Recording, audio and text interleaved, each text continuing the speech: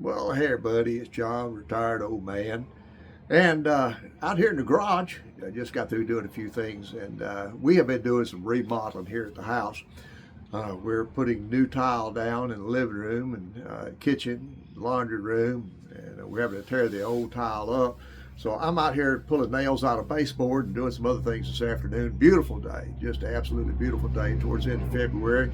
You might hear some traffic in the background. We're not on the main highway here, but we're not too far off the highway. We're in a nice little neighborhood, but the road that's out there by our house when we moved here just 12 years ago, you hardly heard any traffic on it.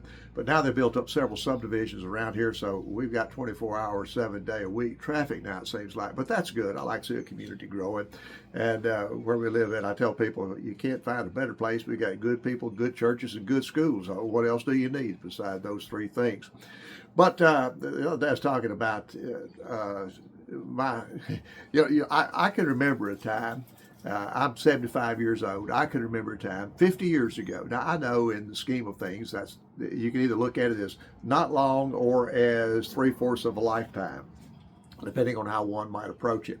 But I can remember 50 years ago, I was 25 years old, and for many, many years after that, up until really the last, say, 30 years, when it came time to vote in politics, you talk politics maybe a week or two before any election, and then you pretty much just shut up from that point on. And you'd have different viewpoints. You'd have Democrats, Republicans sit around and talk about different things, not get mad, certainly wouldn't call people's names. Of course, it's not that way now at all.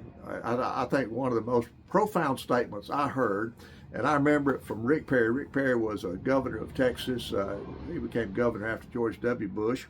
And actually, he was governor while Bush was president of the United States. George Bush was. And Rick Perry was lieutenant governor, and Perry became governor. And then he was running for president, I think probably about the time that John McCain and Obama and that bunch was running. And not that I'm a big Rick Perry fan, or not necessarily good or bad. He's okay, I guess. But he was energy secretary maybe Trump's first term. I don't know. Anyway, that's not the message I wanted to make. What I wanted to make was Rick Perry had made a comment that I think we need to live by. Rick Perry's comment was that he wanted to be elected so that he could make government the most inconsequential thing in your life. And I think what a great thing that would be. Then that's pretty much the way it was 20, 25 years ago. Local, city, parish, or county, depending on what state you live in. I grew up in Louisiana for some people, but over there, Louisiana's got the least number of counties in any state in the union. It's got 0 counties. It's got parishes. So we had parishes over there. And I left after college and left and been gone pretty much in Texas since then for the last 50 years. Back to my point, I know I'm rambling, I'm going to get to it, but the government being the most inconsequential thing in your life, how great that would be, to where really it was, you would show up to vote and then shut up for the next 4 years. Life was good. Man, it's not that way anymore, and it's a mess. And I had said, I think on the previous video, for a long time I was conservative, and I guess the only thing you could hang your hat on was the Republican Party for many, many years. I'm no longer a Republican. The party, like Ronald Reagan with the Democrat Party now, the Republican Party left me several years ago.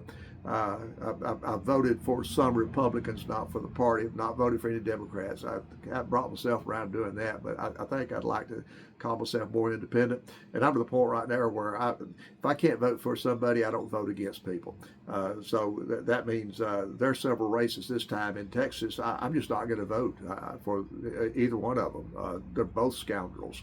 And my vote's worth more than that. And the reason I say my vote's, and the reason I believe my vote's worth more than that, you probably are aware too that today that Mitch McConnell won't let the SAVE Act or the Protect the Vote Act, or however you want to do it, out of committee, so therefore it's dead. Well, I don't know where the misconception comes from. There's no such thing as a voter ID card. Most people already have the voter ID card. It's a driver's license, something similar to that. And I'm sure you've looked into it. Uh, you don't have to go out of your way to get the thing. You've got a driver's license, which you need for so many things already. If you don't have a driver's license, there's a list of things you can do that is in the bill you can do. If you don't have any of those lists, you go to the next list. If you don't have those, there's 3 or 4 on that list you can do. And then if none of those fail, list 1, list 2, list 3, I think there's 3 lists. And the list gets smaller as it goes. And finally, if you can't find anything on those that you can get an official ID, there's some remedies for that. You can, I think you write somebody or go to an office or something. But they're the silliest arguments. Well, my birth certificate doesn't reflect my married name. Well, that's because you probably weren't married when you were born. It's just silly argument. I'm at a point right here where, you know what, if you don't have a voter ID, please don't vote. You just don't want to vote. That's all there is to it. If you're dumb, lazy, and stupid, and you can't get a voter ID, that's not the voter that we need. I'm not for universal suffrage. I'm really not. I won't get into that. I'll save that for another one. But I think there's people that should not be voting. I really do. I think we need to take a good look at that. I know that's going to raise some ruffles and feathers, but if you're not somewhat educated as to what goes on in your community, and if you're going to be told how to vote, perhaps you're not the one that needs to be voting. I would. Frankly, I would like, and I know this is going to go to a poll tax, and we're going to call all kind of names, but I really truly think you should be owning property to vote in the United States, because if you're not a property owner, what do you own? You don't own anything in the United States. Now, certainly you can call you're an American, but you don't own, there's nothing that you own in America.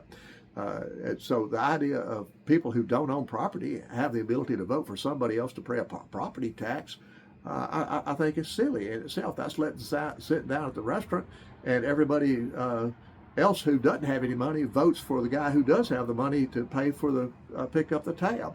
Well, that's just crazy. So anyway, back to my thing. This idea of a voter ID that's too much trouble to get.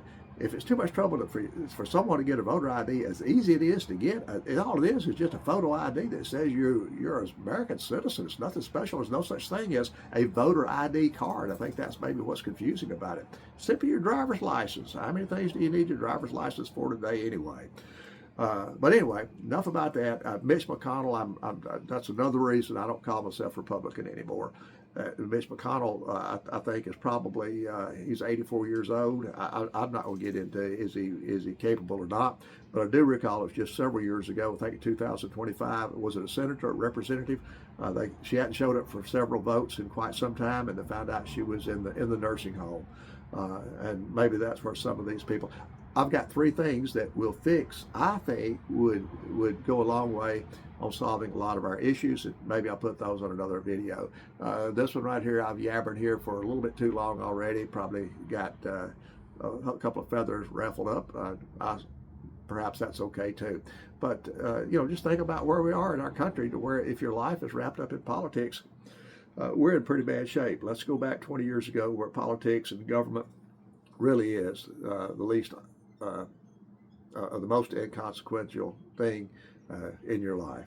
Hey, till we meet again, this is John, Upper East Side of Texas, retired old man. Y'all be careful. God bless. We'll catch you on the next video.